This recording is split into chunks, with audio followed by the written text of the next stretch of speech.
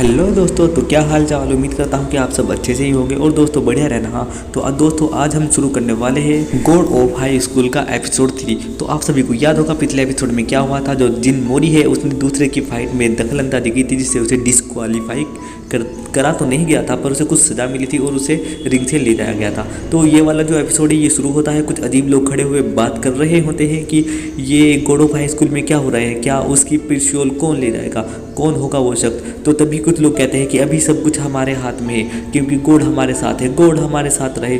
और वो कुछ अजीब तरह के लोग होते हैं और फिर तभी हमें यहीं से दूसरा सीन दिखाया जाता है। इसकी शुरुआत होती है, जो हमारा जिन मोरी है उसे डिस्क्वालीफाई किया गया था, उसके ऊपर बात चल रही है। वो जो नीले बाल वाली लड़की होती है वो बोलती है उसे डिस्क्वालीफाई कर दो, उसने बहुत सारे रूल तोड़े हैं। उसकी वजह से जो टाइची है, टाइची की बहुत ज़्यादा हालत ख़राब है। और जो वो दूसरा बंदा है जिसने टाइची को मारा था, वो लड़ने की बिल्कुल भी स्थिति में नहीं है। वो एक कोने में बैठा हुआ डर रहा है और मोस्टर मोस्टर कह रहा है। और तभी उसे याद आता है, जो किसी नाम को याद करता है कि इसका सरनेम उससे मिलता जुलता है। और तभी कहता है कि मैं ऐसा नहीं कर सकता। फिर तभी हमें पता चलता है जो आज मैच है वो महामिशन और हमारी मीरा के बीच है। और जो महामिशन होती है वो दोनों महामिशन और मीरा अखाड़े में आ जाती है उसमें और आके लड़ती है। और तभी महामिशन उस पर भारी पड़ रही होती है और वो एक के बाद एक अच्छे हमले कर रही होती है। और जो मीरा है वो उसके हमले डोज करने की कोशिश करती है, लेकिन वो कुछ नहीं कर पाती।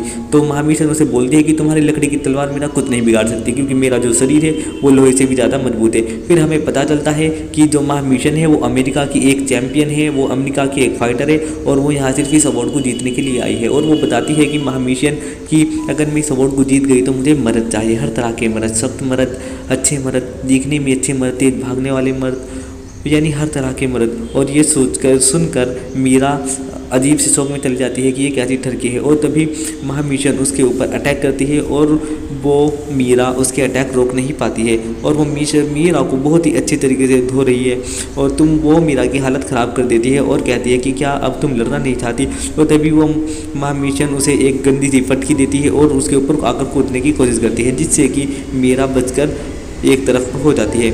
और तभी जो मीरा होती है, मीरा अपनी तलवार उठाती है और कुछ अटैक का नाम लेती है और अचानक से एक ही हमला करती है और उस एक हमले में ही उसकी हालत ख़राब हो जाती है और उसकी लोहे वाला शरीर बेचारा ढेर हो जाता है।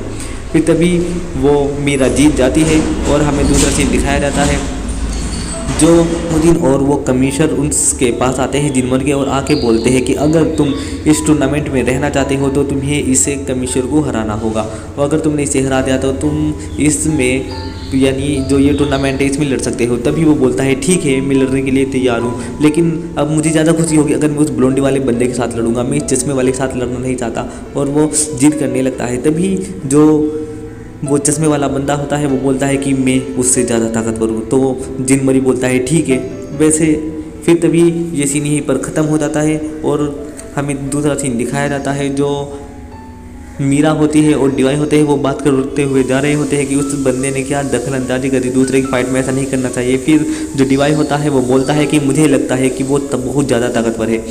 तभी मीरा बोलती है कि हाँ वो ताकतवर तो बहुत है, लेकिन वो बहुत सीधा साधा यानी भोला भाला है। तभी पीछे से कुछ आवाज़ आती है कि कौन भोला भाला है, और हमें दिखाया जाता है कि मोरू उनके पीछे खड़ा है और वो कहता है क्या तुम कुछ फ्रूट लोगे, ये मुझे फ्री में मिले हैं।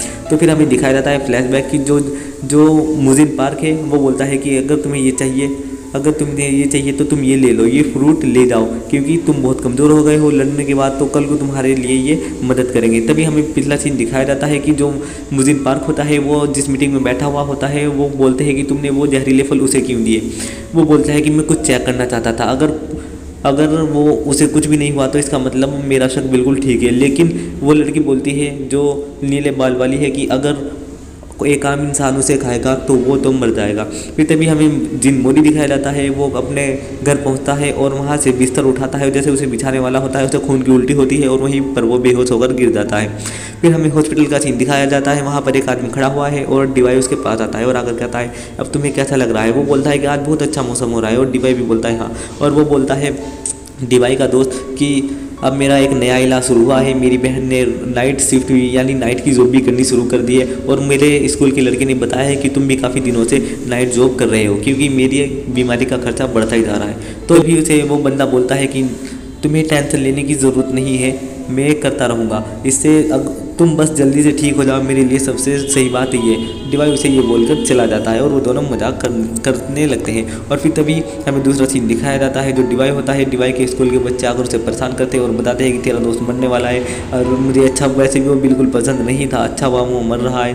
तभी जो डिवाई होता है, डिवाई उन्हें कुछ नहीं कहता और वहाँ से चला जाता है। फिर तभी हमें दिखाया जाता है कि आज जो फाइट होने वाली है वो डिवाई और उस बैट वाले बंदे के बीच है। और वो बैट वाला बंदा कहता है कि मैं यहाँ इसलिए आया हूँ क्योंकि मुझे अपनी थोड़ी साबित करनी है और तुम कराटे चलाते हो और मैंने 3 साल पहले जितने भी तरह की फाइट स्टाइल है सबको पढ़ लिया था। और वो जैसे ही उनकी फाइट शुरू होती है तो वो बैट वाला बंदा बहुत खतरनाक हमला करता है और डिवाई उसके ऊपर जैसे ही हमला करने जाता है तो वो उसके हमले को डोज कर उल्टा उसी के ऊपर हमला कर देता है, जिससे कि डिवाई की हालत बहुत ज़्यादा ख़राब हो जाती है और वो डिवाई के ऊपर एक के बाद एक हमला करता है। फिर डिवाई उसकी टाइमिंग पढ़ लेता है और उसके सारे हमले रोक लेता है और फिर डिवाई भी उसके साथ बराबर की टक्कर लेना शुरू करता है। तभी वो बंदा अपना बैट लेकर आता है और जैसे उसे मारने वाला होता है बैट वाले का पैर फिसल जाता है और डिवाई कुछ नहीं करता और उसे उठाने चला जाता है। जैसे उसे उठाता हुआ होता है तो वो बंदा उसके सिर पर बैट मार देता है, जिससे डिवाई कहता है कि ये तुम क्या कर रहे हो। तो वो बोलता है कि तुम ऐसी फाइट में भी ऐसा कैसे कर सकते हो। तभी डिवाई बोलता है कि कोई कमज़ोर, कोई मनहूस ही होगा जो कि किसी गिरे हुए पर मजबूर पर हमला करे और मैं ऐसा नहीं करूँगा। तो वो कहता है देखता हूँ तुम्हारा जो ये है एटीट्यूड कितनी देर चलता है। तभी बैट वाला उठ जाता है और वो एक बहुत खतरनाक हमला करता है, जिससे कि डिवाई पीछे जाकर गिर जाता है और वो बैट वाला बंदा बोलता है कि अब तुम खड़े भी नहीं हो पाओगे क्योंकि तुम्हारे 12 जगह पर 12 हिस्सों पर मैंने डैमेज पहुंचाया है, तुम्हारे ऑर्गन्स और हड्डियों पर और मसल्स पर। तभी डिवाई के याद आता है कि जो उसका दोस्त है वो बेड पर पड़ा हुआ है और वो खांस रहा है और वो कहता है कि हमें जीने के लिए लड़ना ही पड़ता है। और तभी डिवाई खड़ा हो जाता है और एक के बाद एक बहुत ही खतरनाक हमले करता है, जिससे वो चश्मे वाला बंदा रोकने की कोशिश करता है और उसका बैग भी दूर जाकर गिर जाता है। लेकिन उसके 3 हमले इतने खतरनाक करता है, कभी मुक्का मारता है, कभी दूसरा मुक्का, फिर तीसरा मुक्का और फिर वो बंदा बैट वाला बेहोश होकर गिर जाता है और बेहोश होता होता कहता है कि तुमने मेरी ताकत और मेरी थ्योरी को झूठा साबित कर दिया। और मैच यहीं पर ख़त्म हो जाता है। हमें जिनमोरी दिखाया जाता है कि उसके मुँह से खून निकल रहा है और वो बेहोश पड़ा है। और तभी वहाँ पर जिनमोरी का मैच शुरू हो जाता है और वो कमिश्नर आ जाता है और कहते हैं कि मैच तो शुरू हो गया है, जिनमोरी अभी तक पता नहीं क्यों नहीं आया। और तभी जो पार्क मुदीन होता है वो दिखाया जाता है और उसके पास आवाज़ आती है कि जिनमोरी आ गया है। और तभी कमिश्नर दिखाया जाता है। कमिश्नर कहता है कि तुम कहीं डर के मारे बाथरूम में तो नहीं छिप गए थे, क्या तुम तैयार हो। और वो दोनों लड़ने के लिए तैयार हो जाते हैं और जैसे ही वो तैयार बोलता है तभी जिनमोरी पूरी स्पीड से उसके पास आता है, उसका चश्मा उतारता है और उसे पीछे धक्का दे देता है, जिससे कि वो गिर जाता है। और इस मैच का रूल ये है कि जो पहले गिर गया, अगर जिनमोरी ने कमिश्नर को एक भी बार ज़मीन पर गिर दिया तो जिनमोरी जीत जाएगा। तो वो मजाक में चश्मा उतार कर हल्का सा धक्का देता है, जिससे वो गिर जाता है, तो उसे जीता हुआ घोषित कर दिया जाता है। लेकिन पब्लिक कहती है कि ये क्या बेवकूफ़ बना रहे हो। तभी उसे बंदे पर जिनमोरी अटैक कर देता है और वो बंदा भी जिनमोरी पर अटैक करता है, पर जिनमोरी उसे आराम से दूर फेंक देता है। जैसे वो दूर गिरता है तो उसे गुस्सा आने लगता है और उसके अंदर से एक जोकर सा निकलता है जो कि बहुत बड़ा हो जाता है और वो जिनमोरी पर अटैक करने लगता है। जिनमोरी उससे बचकर भाग रहा होता है और बच रहा होता है पूरे रिंग में। और तभी वो उसे अपने हाथ में पकड़ लेता है और उसके ऊपर हमला कर रहा होता है। अचानक से वो जोकर गायब हो जाता है। फिर हमें दिखाया जाता है तो वहाँ पर पार्क मुदीन आता है और पार्क मुदीन आकर उसे पकड़ लेता है कमिश्नर को और कहता है कि तुम्हारे अगले 3 महीने की तनख्वाह खत्म हो गई। और वो जिनमोरी के पास आता है। जिनमोरी ज़मीन पर पड़ा हुआ होता है और जिनमोरी को बोलता है कि तुम मैच जीत गए हो।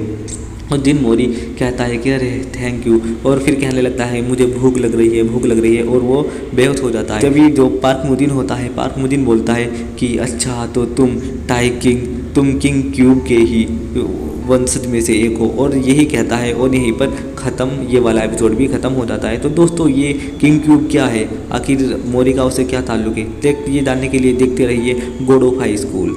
मैं मिलता हूँ आपसे अगले एपिसोड में, तब तक के लिए बाय बाय।